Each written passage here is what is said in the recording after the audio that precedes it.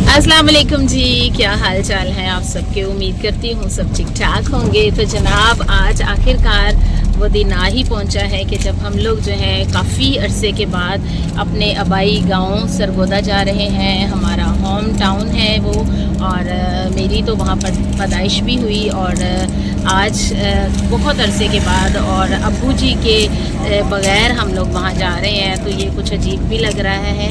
और क्योंकि हमारा ननियाल ददियाल दोनों वहीं पर हैं, और हमें बहुत अच्छा लग रहा है। और संडे का दिन है, सड़कें बिल्कुल सुनसान हैं और रश नहीं है। ज़्यादा रश जो है वो होता है जनाब बच्चों की वजह से, स्कूल्स की वजह से, ऑफिसेस की वजह से। तो आज ऑफ है, इस वजह से जो है वो रश नहीं है सड़कों पर। रवां दवां हम लोग जा रहे हैं। हम लोग 7:30 बजे निकले हैं और खुदा के फजलो करम से जो है तकरीबन 11 बजे तक सरगोदा पहुंच जाएंगे। इसके साथ साथ ये भी बताती चलूँ कि सुबह बहुत अच्छी बारिश हुई और तूफ़ान आया और मौसम जो है वो काफ़ी हद तक ठंडा हो गया है।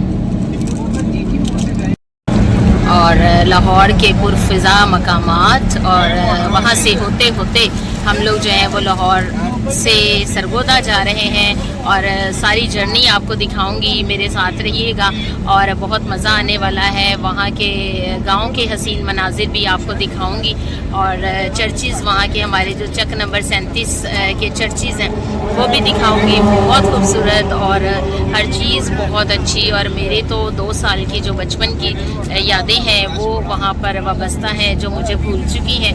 लेकिन चूँकि मेरा वहाँ पर 2 साल का बचपन गुजरा है, तो इसलिए जो एक दिली उनसियत होती है वो है उस जगह के साथ। तो हम लोग जा रहे हैं। और रावी देखें अब किस कदर सूखी पड़ी है। पहले जो इतना सैलाब था तो ऊपर तक जो पानी था ना वो आया हुआ था, और लोग यहाँ पर खड़े होते थे देखने के लिए।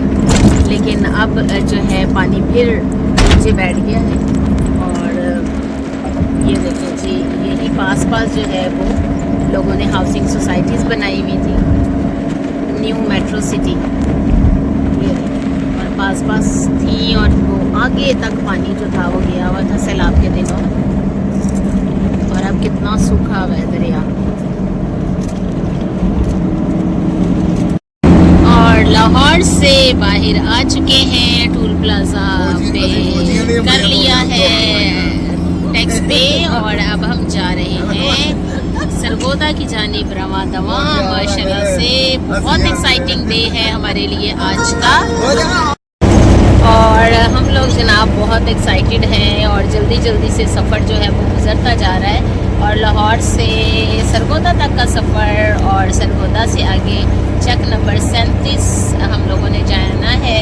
और जनाब बड़े खुश हैं, और मिराज जो है रास्ते में सो चुकी है, और एक्साइटमेंट में रात को नींद नहीं आई उसको, और अब सो चुकी है। और हम लोग जो है वो खरामा हमारी गाड़ी जो है वो रवां दवां है सरगोदा की जानिब। और बस थोड़े ही टाइम में जो है वो हम सरगोदा पहुंचने वाले हैं, और एक्साइटमेंट फुल है। और हम लोग जो है रास्ते में बातें करते और खुशगपियों में मसरूफ़ अपने सफ़र की जानिब रवां दवां हैं। और हम लोग पहुंच चुके हैं सियाल मोड़ सरगोदा, ये देखें जी। और अब आधा घंटा रह गया है सरगोदा शहर में पहुंचने में, और उसके बाद जो है वो पहुंचेंगे हम लोग 37 जनूबी, चक नंबर 37 जनूबी। और ये चेक करें जी किस कदर खूबसूरत जगह है ये।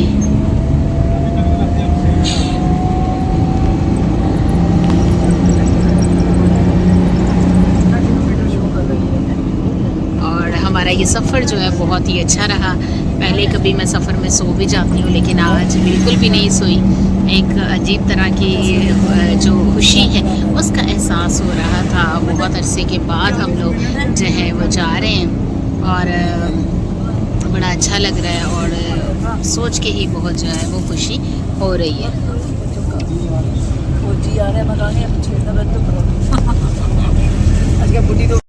और सियाल मोड़ से फिर हम लोगों ने किसी से पूछा, और वहाँ से हम लोग जो है वो 37 चक नंबर 37 जनूबी की जानिब रवां दवां है। और तकरीबन उन्होंने बताया था कि 35 किलोमीटर के फासले पर है, और अब जो है वो तकरीबन 25 या 20 सेकेंड रह गए हैं हमें तक अपने गांव पहुंचने में, और सरगोदा शहर से जो हमारे बचपन की यादें जुड़ी हैं, जब हम हर साल क्रिसमस पे और कभी कभार ईस्टर पे भी आते थे तो बहुत मज़ा आता था, खूब एंजॉय करते थे ददियाल ननियाल, और खूब मज़ा आता था। दादा दादी जी, नानी नाना जी और सबकी यादें जो हैं वो हमारे साथ वाबस्ता हैं।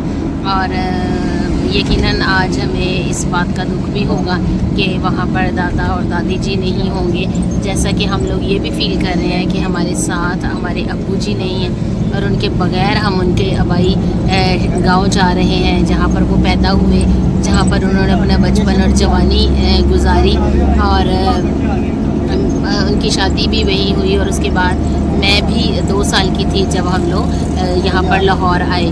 तो ये सारी चीज़ें जो हैं बहुत ज़्यादा बेकरार करती है दिल को, और बहुत ज़्यादा जो है वो एक्साइटमेंट पैदा करती हैं। और फसलें देखकर, गांव देखकर, देहात देखकर बहुत अच्छा लगता है, और नेचर से करीब होने का जो मौका है वो मिलता है। और आज जो स्पेशली टूर है वो इसी वजह से है कि हम अपने अब्बू जी के गांव को देखें और अपने चाचू चाची जी के बच्चों से मिलें, और यकीनन जो है वो अपने लोगों से, अपनी बुनियाद से वाबस्ता रहना जो है वो बहुत अच्छी बात होती है।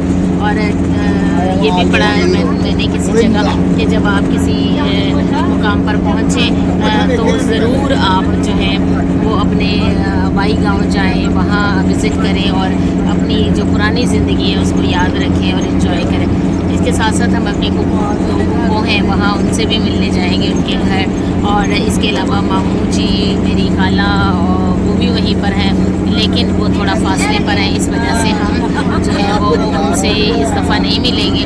और पिछली दफ़ा हम लोग जब पिछले साल आंटी बुशरा के साथ गए थे तो हम उनसे मिले थे, और उसके बाद जो है सब ने हंसी खुशी बड़े अच्छे से ये टाइम गुजारा जाने का।